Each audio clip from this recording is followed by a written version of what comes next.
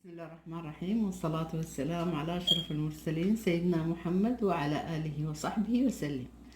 اليوم إن شاء الله هنعمل في فيديو عن طريق عمل كيكة الأناناس. وكيكة الأناناس طبعا كيكة مشهورة ومعروفة يعني. وزي ما بقول لكم دايما كل زول بيعمل الحاجة بنكهاته وبطريقته. فحاليا أنا عاملاه لكن الصينية كبيرة، ممكن انت تعمليها في صينية صغيرة او بنص نص المقادير اللي انا بعملها. فدي صينيتين، صينية مستطيلة وكبيرة شوية، ممكن تعمليها في صينية مدورة وتعملي نص المقادير. فانا حاسة حاليا عندي علبتين من الاناناس، فرغتهم هنا. علبتين من الاناناس، عندي 4 بيضات، وعندي كوباية وربع من السكر، وعندي كوباية حليب وكوباية زيت. عندي ملعقة صغيرة من الباكنج صودا، وشوية من الملح اللي هي أنا قستها الباكنج صودا بالكربونات، يعني بالملعقة الصغيرة دي، ملعقة بتاعت كربونات وأقل من نصها ملح. بعدين عندي ملعقة كبيرة بتاعت باكنج باودر. بالنسبة للروح عندي شوية من الفانيليا، وعندي ملعقة صغيرة بتاعت روح أناناس، لان الكيكه كيكه اناناس. الباكنج باودر زي ما قلت لكم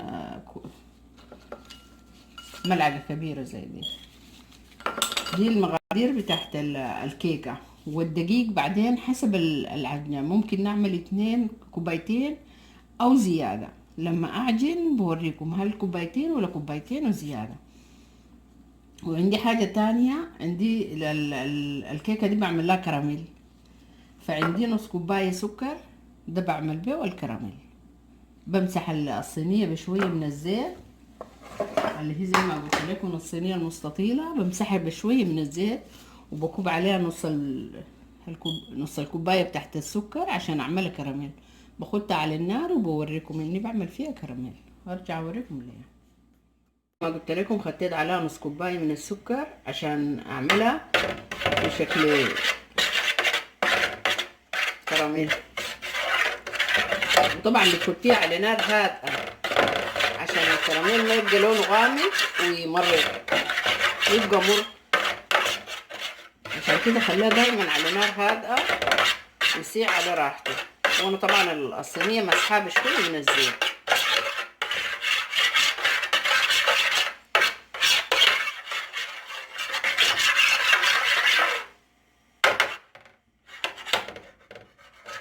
نخليه لسه لحد ما لونه يبقى بني، بس ما يكون حرقان.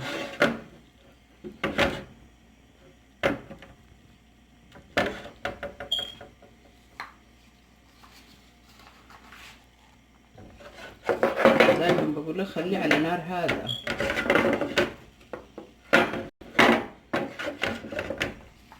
هو ده الشكل المطلوب للكيكة. فبعد ده بقفل النار وبخلي الصينية لحد ما تبرد، وبعد ذاك نرجع لكم للكيكة.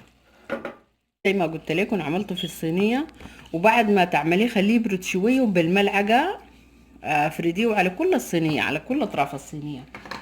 يلا بعدها بنرص على الكراميل ده، بنرص الاناناس. بسم الله. نشوف التشيل كم.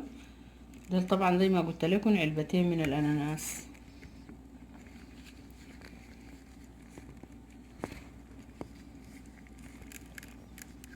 نرص على الصينية، بنمليه بالاناناس.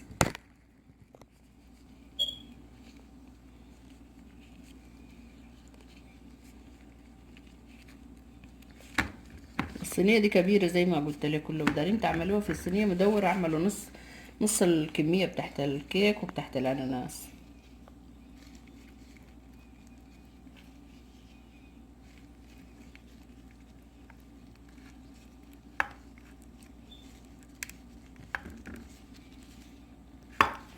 ده الباقي زي 6-7 قطع كده.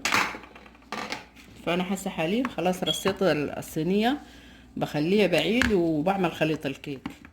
خليط الكيك اللي هو زي ما قلت لكم 4 من البيض، وبضيف لهم نص ملعقة صغيرة من الفانيليا. هي الملعقة دي 5 ملعقة فانيليا.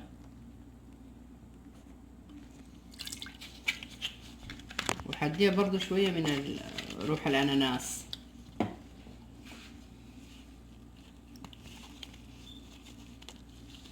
دي روح الأناناس اديها شوية، ودي في نفس الملعقة،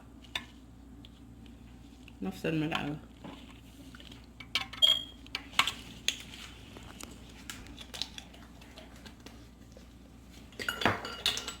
فبضرب خليط البيض ده وارجع لكم. زي ما قلت لكم ضربت 4 بيضات وكوباية وربع سكر وملعقة بتاعت فانيليا وملعقة روح اناناس. فحاليا هضيف الزيت اللي هو كله زي ما قلت لكم العبار بالكباب المعيارية. دي كوباية بتاع الزيت،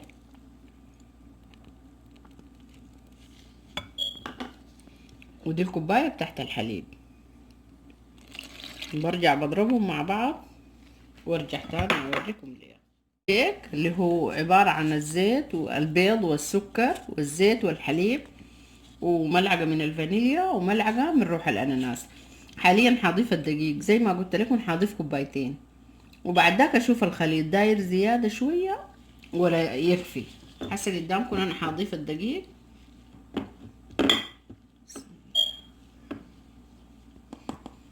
دي كوباية،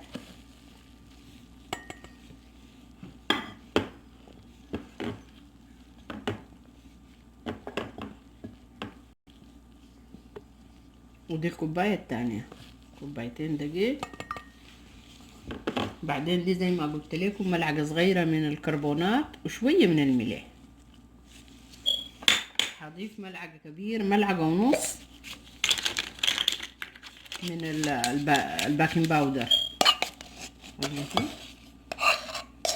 دي ملعقة ونص، دي نص الملعقة.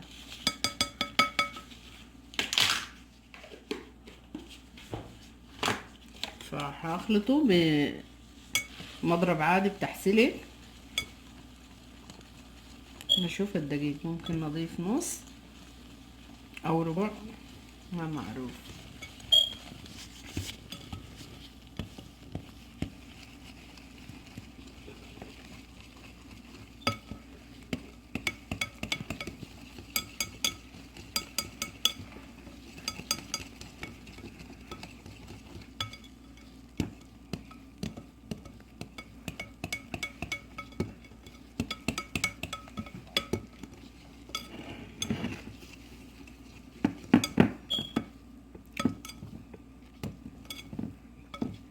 ممكن نضيف ربع كوباية تاني من الدقيق.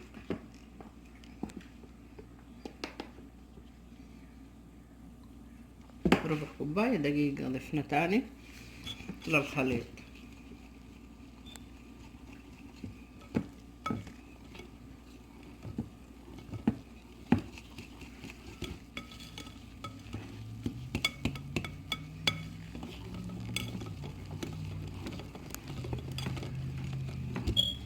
بنقلبه لحد ما يختفي الدقيق.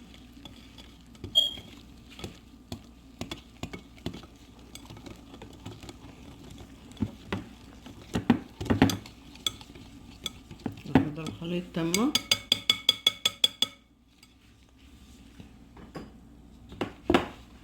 فانا عندي قبيل الصينيه اللي هي جهزتها في الصينيه الكراميل والاناناس، فبصب فيها الخليط بتاع الكيك. بسم الله.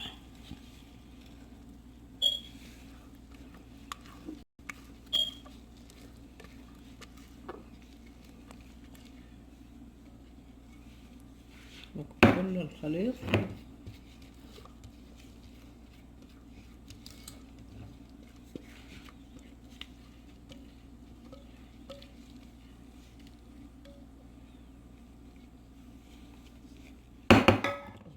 ده كل الخليط في الصينية، وبدخلها على الفرن على درجة حرارة 180. وانا مسبغا مسخن الفرن. فحاليا حدخلها وبعد ذاك ارجع اوريكم ليها بعد طلعتها من الفرن. وطبعا بتعملي لها تجربة بطرف السكين، لو طلعت السكين نظيفة معناتها هي مستوية. حاليا هي استوت. فانا بقوم بعمل كوباية بتاعت عصير، كوباية موية على ملعقتين سكر، بسم الله، وعليها شوية من روح الأناناس. طبعا عشان الكيكة بتاعت أناناس بعملها بروح الأناناس شوية.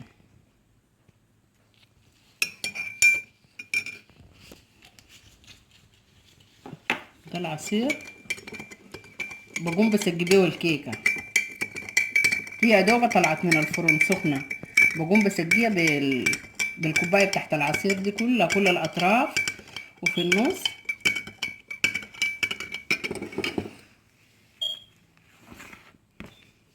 بسم الله، بسقيها بالملعقة بد الأطراف وبد النص، عشان تحت فيها كراميل. العصير ده بيحل الكراميل شوية، بيخليها سهل انها بعدين تتقلب او تطلع من الصينية.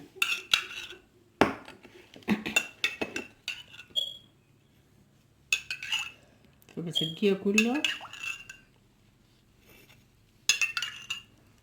دايما سقيها شوية شوية وبالملعقة عشان ما تتكب في حتة واحدة كتيرة.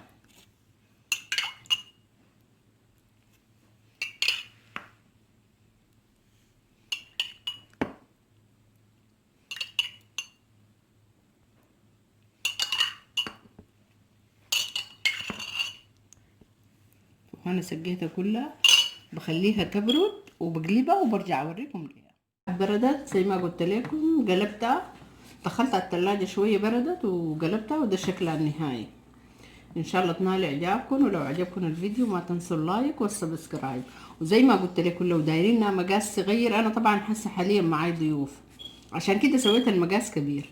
ممكن تعملوا نص المقدار في صينية مدورة اقل من الصينية دي، وخاصة بالنسبة للناس المبتدئين في المطبخ او الدايرين يجربوا بنص الكمية في صينية صغيرة، ولو نجحت معاهم بعد ذاك يزيدوا الكمية ويعملوا الصينية الكبيرة. شكرا لكم.